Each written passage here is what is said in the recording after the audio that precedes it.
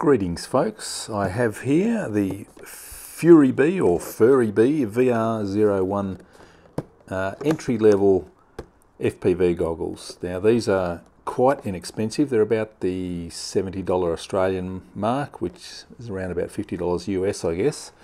But they're very nicely featured, inexpensive, simple FPV goggles. So let's have a look at what's in the box.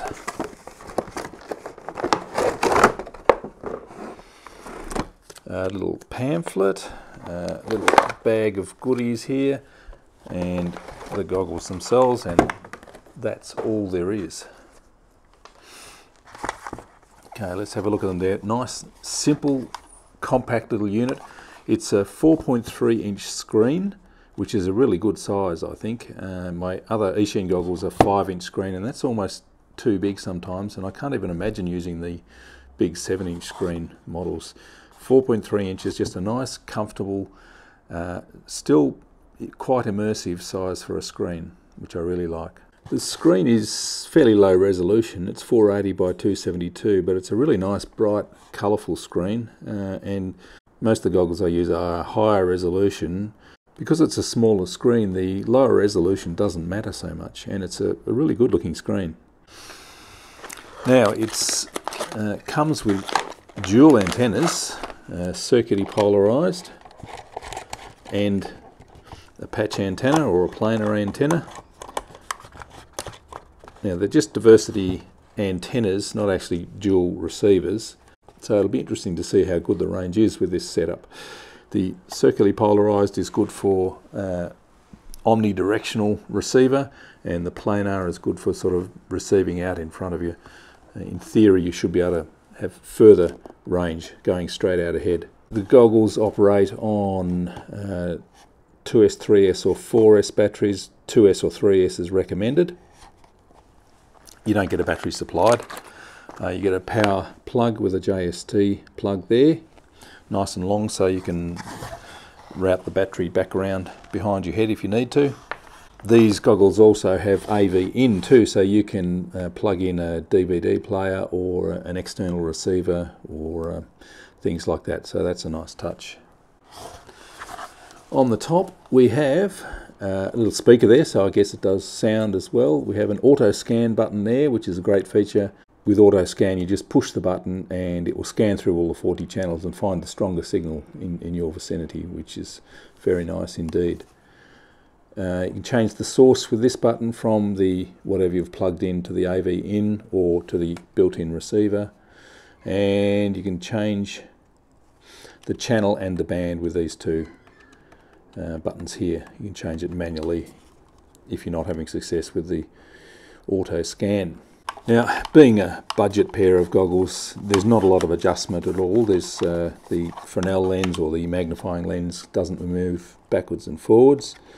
Now I find with all of these goggles I need to add some close-up glasses because my eyes are getting a bit old. I need reading glasses, and there's plenty of space in there just to glue or velcro in a couple of or a pair of close-up glasses. I figure I would need about +4 glasses. You can buy them easily on eBay for $1 or so.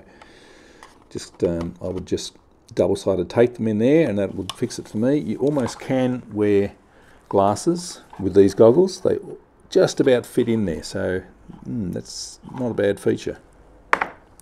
There's not a lot of padding, but it actually fits my face reasonably well. There's a big nose insert there, which I think I may add some padding into there just to block off the light coming up from underneath.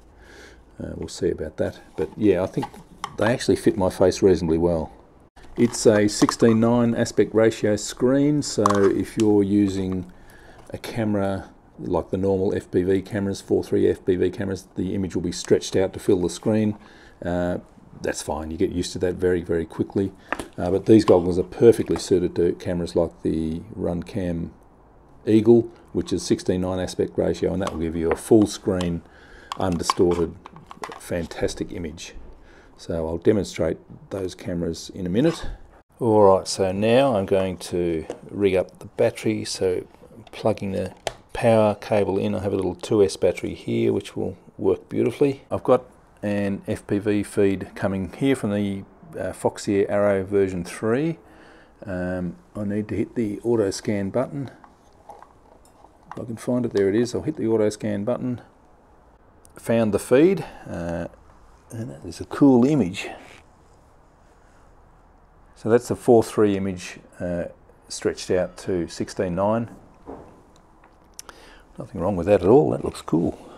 There's the AV button there. If I change that, that goes to whatever you have on the AV in, I guess. I have nothing going in there at the moment, so I'll switch back.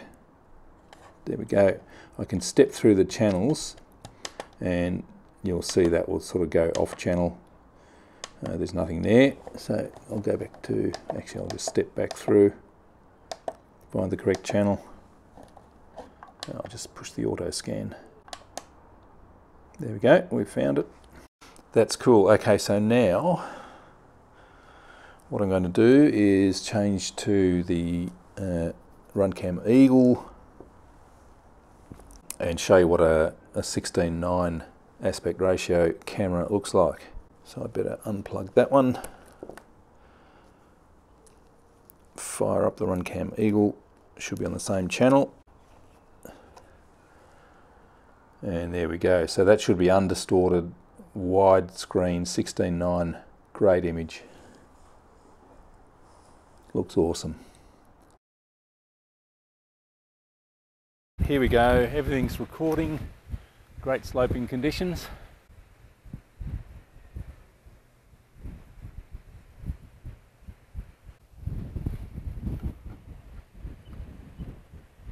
So this is going really well. I'm going as far as I can down the slope.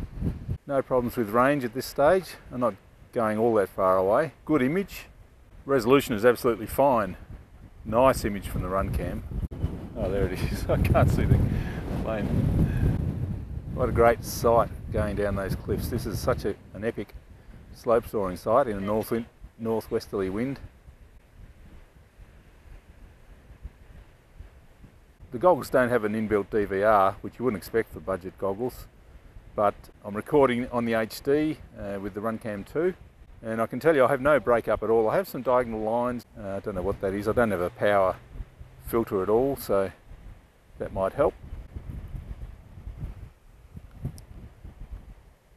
But there's nothing wrong with these goggles at all. They are very easy view, nice big screen. It's only 4.3 inches, but that's a good size, I reckon. Low resolution, but that just doesn't matter. I can still see everything I need to see. There's me down there. I'll see if I can do a slope landing without mucking it up. That's going just behind me. Oh, very cool. All right, I'll put the goggles on and fly for real. Okay, here we go. Full sloping.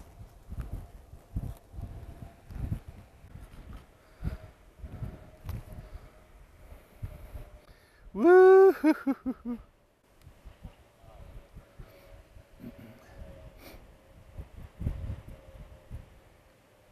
Going nicely. I'm just sloping, no power at the moment, but I do have power if I need it. Wind's blowing me back a bit. I'm going to power out a little bit. Going right down to where my car is. Still got plenty of signal. If I get into trouble, I can bail out behind because there's plenty of space out behind me. Plenty of range. Let's turn around a bit now. 19 minutes.